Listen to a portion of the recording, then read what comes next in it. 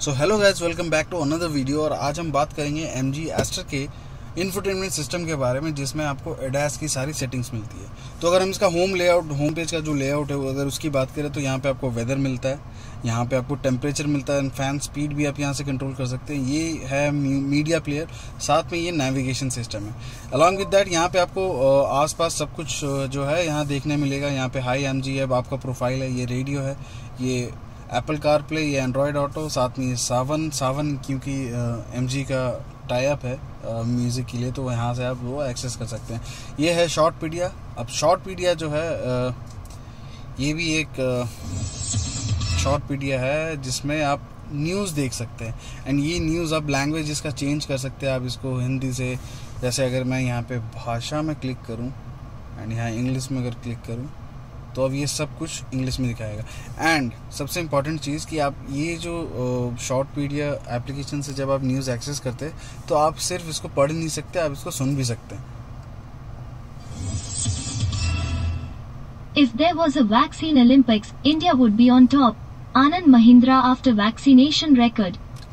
India is leading the vaccine. तो ये कुछ ऐसे आपको बताता है।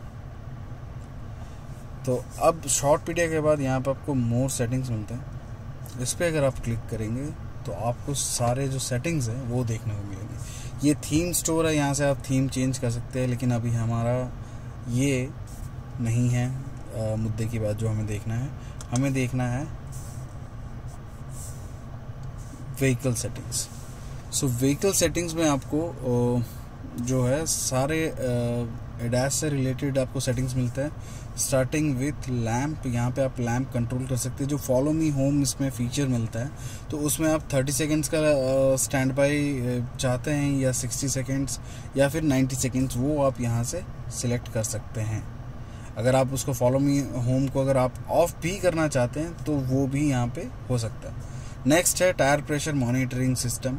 यहाँ पे आपको 3 चीज़ों में ये बताएगा, 3 मेजरमेंट जो ऑप्शंस है उसमें बताएगा। एक है पहला PSI, फिर है KPA एंड फिर है बार। तो हम PSI फॉलो करते हैं तो हम यहाँ पे PSI ही रहने देंगे। तो ये टायर प्रेशर मॉनिटरिंग सिस्टम सिर्फ आपका प्रेशर नहीं बताता, बट साथ में उस टायर में कितना टेम्परेचर है वो भी बताता है, विच इज़ गुड थिंग। साथ में है ये EPS। अब EPS है बेसिकली जो स्टीयरिंग व्हील है उसका ड्राइविंग डायनामिक्स, उसका ज्योमेट्री को साथ थोड़ा सा वो चेंजेस करता है। एंड यहाँ पे आपको 3 मोड मिलते हैं जो है डायनामिक, नॉर्मल एंड अर्बन।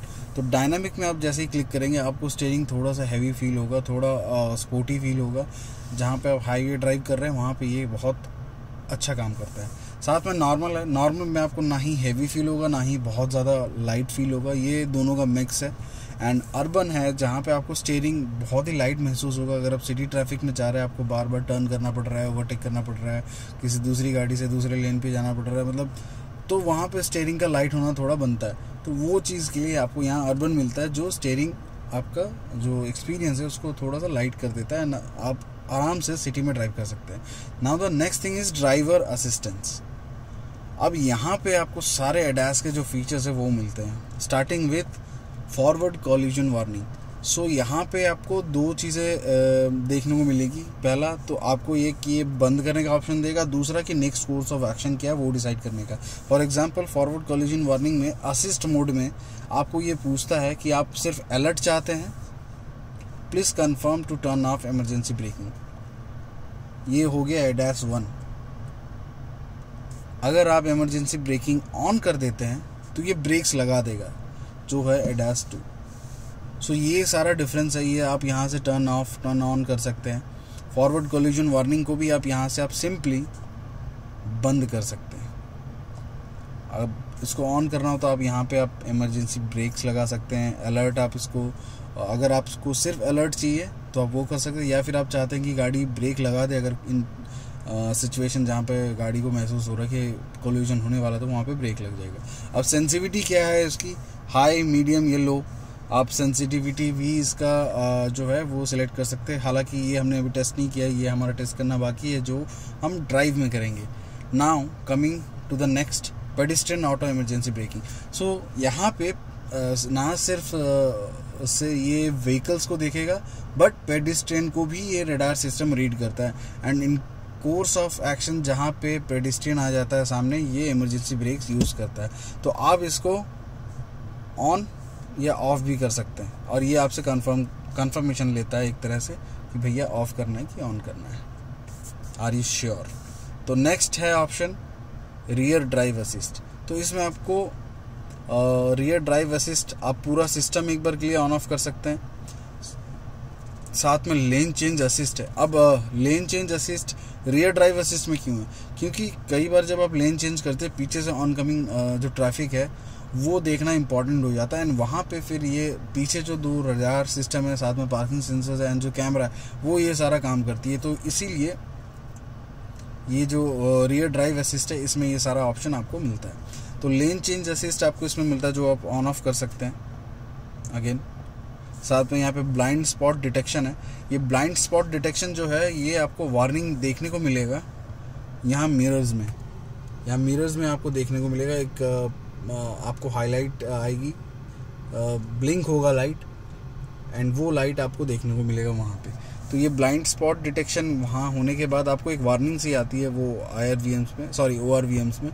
तो वो चीज़ यहाँ पे होती है। साथ में रियर क्रॉस ट्रैफिक अलर्ट। अगर आपके आसपास से कोई क्रॉस कर रहा है एंड वो आपसे ज़्यादा स्पीड में है, मान लो आप अगर 40 पे एंड वो सामने पीछे से जो ट्रैफिक आ रहा है वो 50 या 60 पे है, तो वो अलर्ट भी आपको यहाँ पे मिलता है। अब चलते हैं नेक्स्ट ऑप्शन जो है लेन असिस्ट। लेन असिस्ट में यहाँ पे आपको lane departure warning, lane departure LDP है, ये लेन कीप असिस्ट है। एंड ये आप लेन असिस्ट में आप क्या चाहते हैं? सिर्फ वार्निंग चाहते हैं या फिर आपको असिस्ट करना है? एंड ये वाला फंक्शन हमें थोड़ा देखना पड़ेगा एग्जैक्टली है क्या। तो लेन कीप असिस्ट वहाँ है जहाँ पे आपको सिर्फ स्टीयरिंग में वाइब्रेशन फील होंगी और वो खुद से नहीं मोड़ेगा स्टीयरिंग। लेकिन लेन डिपार्चर वार्निंग में भी आपको वार्निंग मिलेगी कि आप लेन चेंज कर रहे हैं। एंड यहाँ पे मैं थोड़ा सा गलत बोल गया। लेन डिपार्चर वार्निंग में आपको सिर्फ वार्निंग मिलता है। लेन कीप असिस्ट में वो स्टीयरिंग को थोड़ा सा संभालता है ना। तो वो स्टीयरिंग थोड़ा सा, अगर आप वो 20 सेकंड के लिए संभालता है, ज़्यादा नहीं। आपको स्टीयरिंग पे हाथ रखना पड़ेगा। एंड लेन कीप असिस्ट में क्या करता है, अगर आप एक लेन से दूसरे लेन पे जा रहे हैं तो वो स्टीयरिंग को थोड़ा सा टिल्ट कर देगा एंड आपको उस लेन में ही रखेगा। एंड यहाँ पे वार्निंग आपको कैसे मिलेगा? आपको बाय वाइब्रेशन चाहिए, स्टीयरिंग में वाइब्रेशन, या फिर साउंड सिर्फ चाहिए, तो आप वो चीज़ टर्न ऑन या ऑफ कर सकते हैं। उसके बाद है स्पीड असिस्ट सिस्टम। यहाँ पे आपको स्पीड वार्निंग मिलेगा। मैनुअल, आप मैनुअली सेट कर सकते हैं कि भैया ये स्पीड है, मैं इसी स्पीड से जा सकता हूँ, या फिर इंटेलिजेंट, मतलब वो खुद से ही आपका स्पीड रिड्यूस करेगा।